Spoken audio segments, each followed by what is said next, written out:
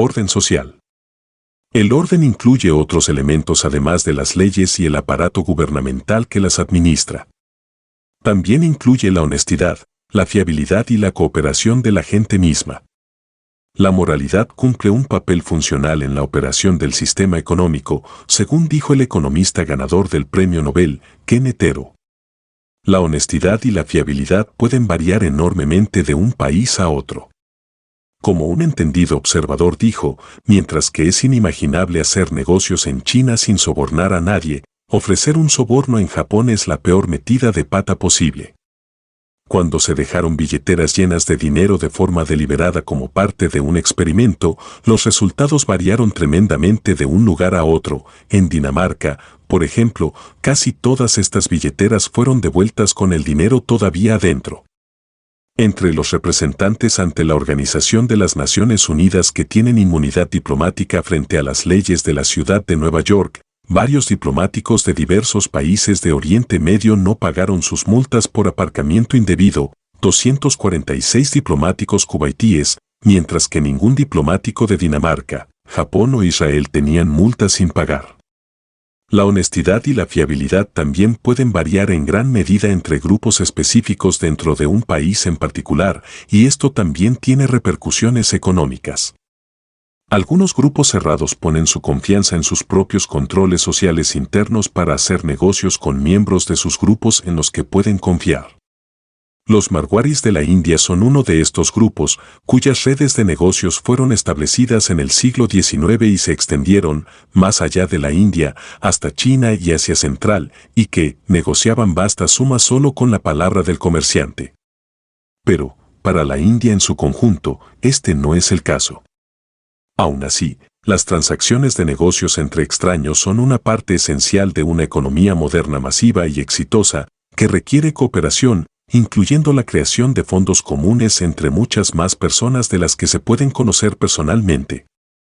En relación con el nivel de confianza entre extraños en la India, The Economist apuntó: si usted retira 10.000 rupias de un banco, probablemente vengan en un fajo de billetes de 100 rupias, asegurados por grapas industriales difíciles de quitar.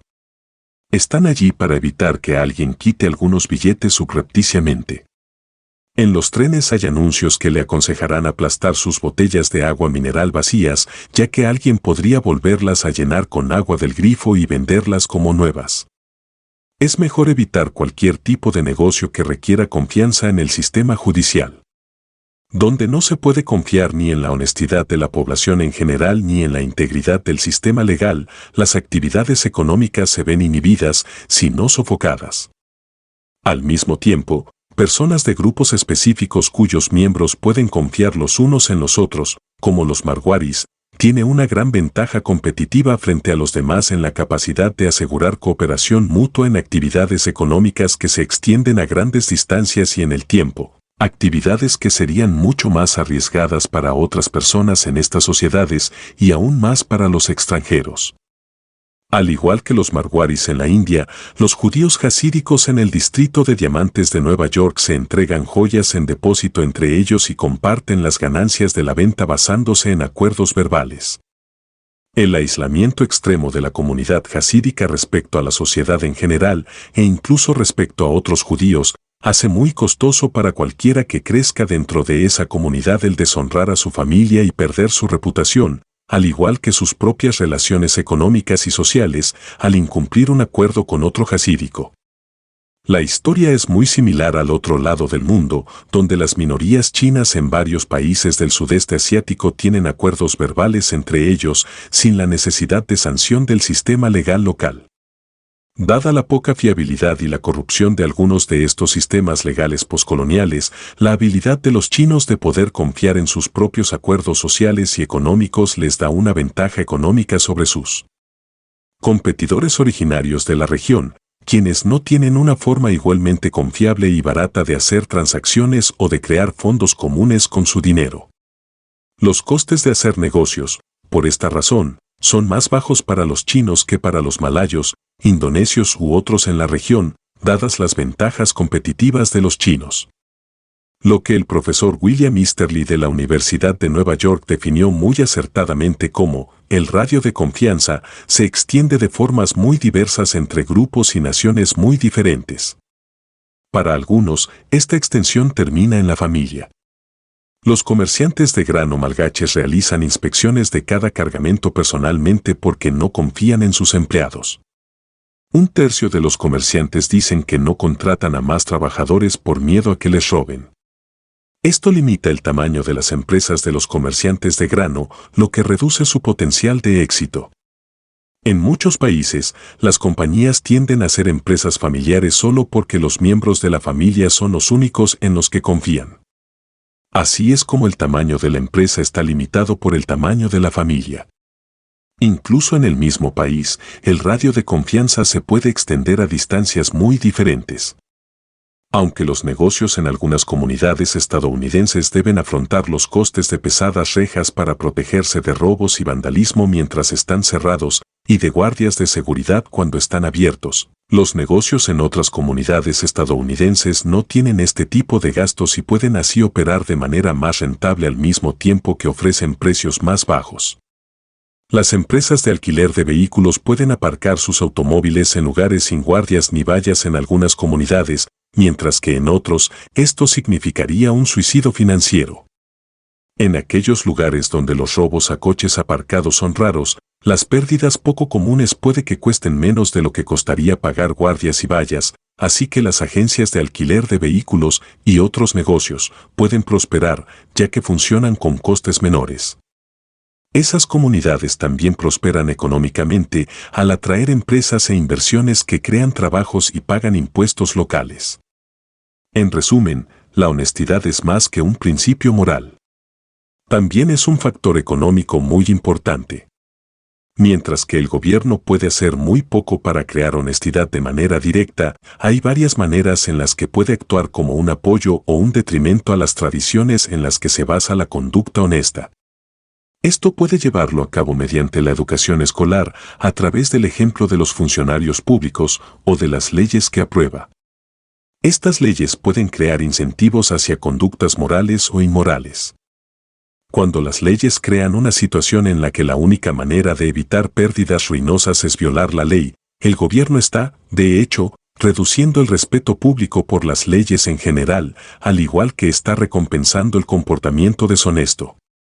Los defensores de las leyes de control de alquileres, por ejemplo, muchas veces citan casos de comportamientos deshonestos entre los dueños de viviendas para demostrar así una aparente necesidad tanto de controlar los alquileres en sí, como de legislar más en todo lo relacionado con los derechos de los inquilinos.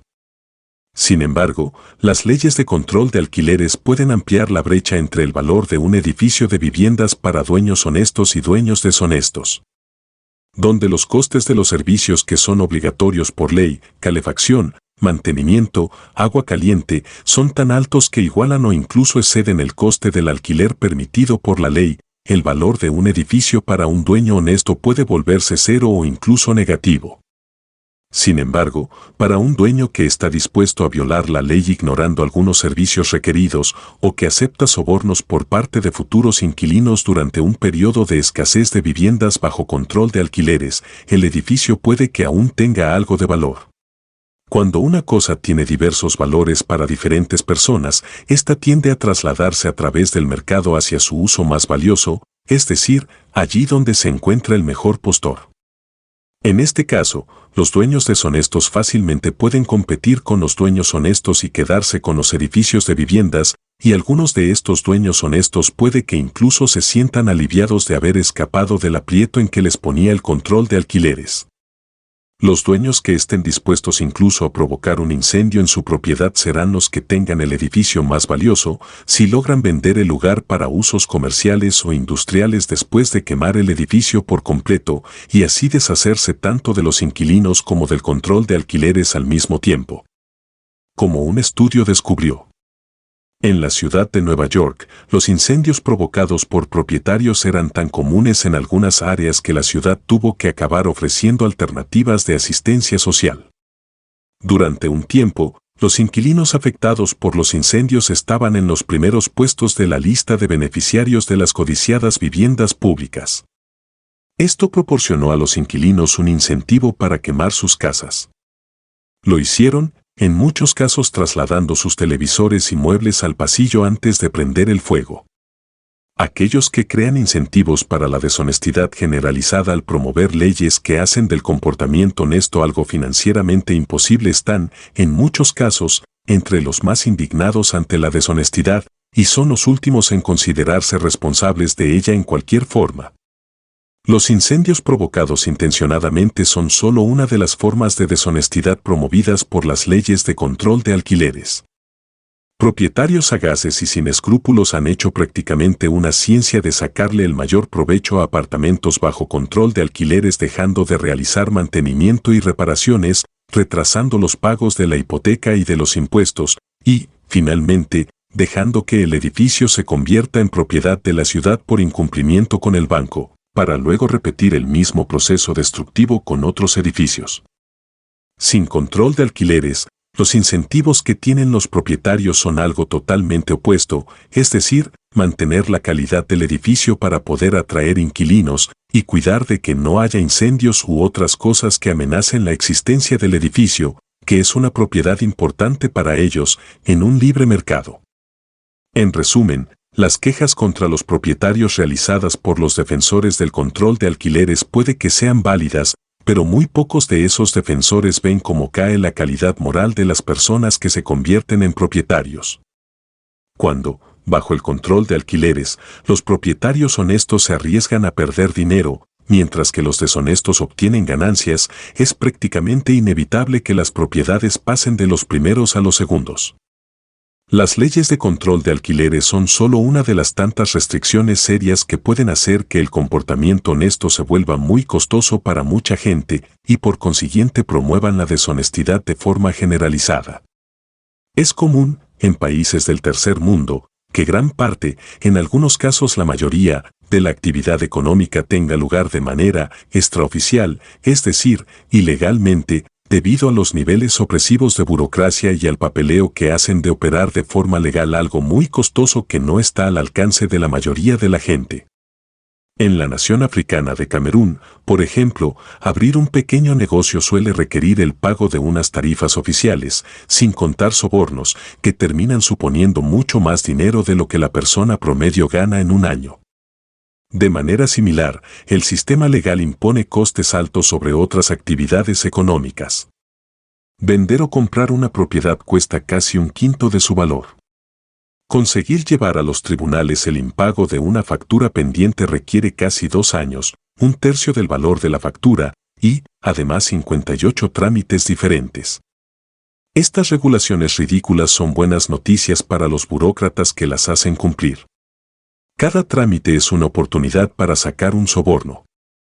Cuando las leyes y las políticas hacen que la honestidad sea costosa, entonces el gobierno está, de hecho, promoviendo la deshonestidad. Esta deshonestidad puede extenderse más allá de las leyes y de las políticas específicas a un hábito más general de desobediencia a la ley, para el detrimento de toda la economía y la sociedad en su conjunto. Una madre rusa lo plasmó de la siguiente manera. Ahora mis hijos me dicen que los crié de forma equivocada. Toda esa honestidad y justicia, nadie la necesita ahora. Si eres honesto, eres un tonto.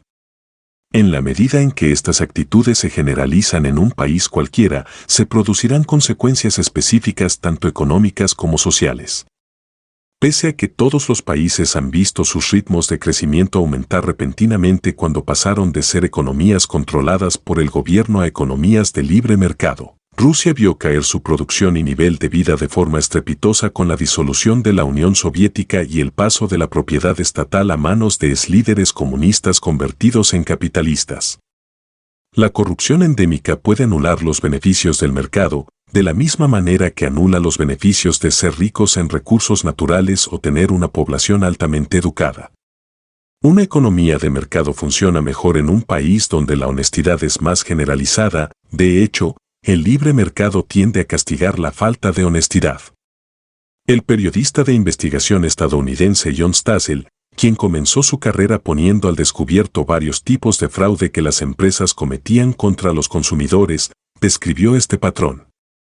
Investigué cientos de historias sobre este tipo de trampas a través de los años, y me di cuenta de que en el sector privado, los tramposos muy pocas veces se vuelven ricos. No es porque las investigaciones de fraude contra los consumidores los descubren y los detienen, muchos de los fraudes ni siquiera aparecen en el radar del gobierno. Los tramposos son castigados por el mercado. Puede que hagan dinero durante un tiempo, pero la gente se da cuenta y deja de comprarles.